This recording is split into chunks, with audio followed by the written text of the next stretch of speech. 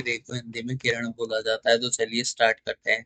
अ रे is a one dimensional figure. तो रे आपका वन डायमेंशनल फिगर होता है। यहाँ पर देखिए दो फिगर आपको दिखाए गए हैं। ये दो आपको रेज है, ये वाली ये दोनों रेज है। तो ये वन डायमेंशनल है। वन डायमेंशनल कहने का मतलब है इनकी सिर्फ लेंथ होती है, विड्थ और थिकनेस नहीं होती।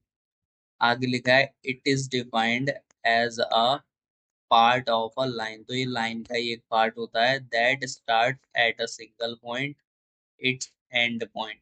तो यहाँ पर दिख रहा है ये जो आर पॉइंट है, यहाँ से ये स्टार्ट हो रही है और ये इस डायरेक्शन में बढ़ रही है। तो ये इसका स्टार्टिंग पॉइंट भी है, ये इसका एंड पॉइंट भी है। यहाँ पर देखो ये इस पॉइंट से ये इधर किस डायरेक्शन में मूव कर रही है। तो ये इसका स्टार्टिंग पॉइंट हुआ, ये इसका एंड पॉइंट हुआ। क्योंकि ये इस डायरेक्शन में नहीं बढ़ेगी, इस डायरेक्शन में ये बढ़ती रहेगी जिधर एरो है। और यहाँ पर देखिए यहाँ से ये फिक्स है, इस डायरेक्शन में ये बढ़ रही है तो यहाँ से फिक्स है ये। इसीलिए इसी को इसका स्टार्टिंग पॉइंट और इसी को इसका एंड पॉइंट बोला गया है। And extend infinitely in one direction, और एक डायरेक्शन में ये इन्फिनिटली एक्सटेंड होगी। यानी यहाँ से ये फॉर एवर बढ़ती ही रहेगी, ये रुकेगी नहीं। तो यहाँ से जहाँ ये एरो है ना, यहाँ से ये बढ़ती रहेगी, ये स्टॉप नहीं होगी। इस डायरेक्शन में भी ये स्टॉप नहीं होगी, बढ़ती रहेगी। ये बस यहाँ फिक्स है, इसीलिए इसको ये एंड पॉइंट बोलता है।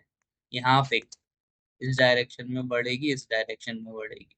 कितना ही भी एक्सटेंड कर लो, कोई इसको स्टॉप नहीं कर सकता।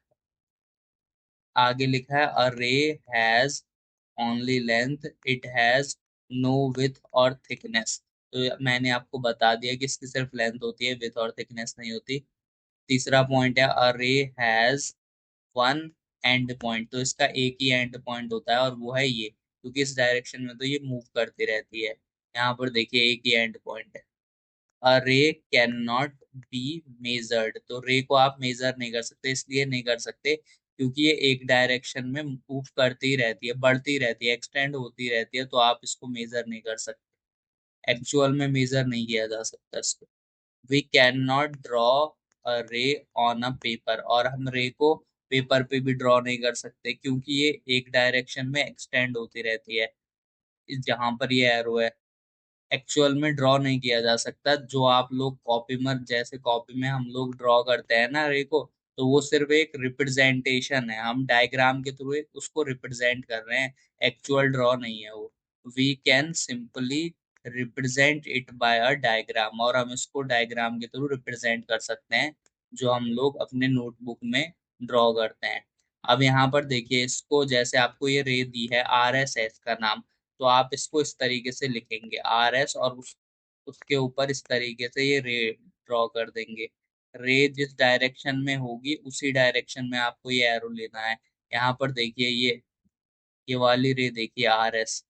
तो यहाँ पर क्या है, ये इधर से इस डायरेक्शन में मूव हो रही है, तो इस एरो का इस डायरेक्शन में मूव करना पड़ेगा आपको। तो ये आर एस, ये है आपकी आर एस, और ये भी आर एस ही है। बस डायरेक्शन इनकी डिफरेंट है रेस की। ये इस डायरेक्शन में फॉर एवर एक्सटेंड होगी, ये इस डायरेक्शन में फॉर एवर एक्सटेंड होगी। ओके, मिलते हैं नेक्स्ट लेक्चर।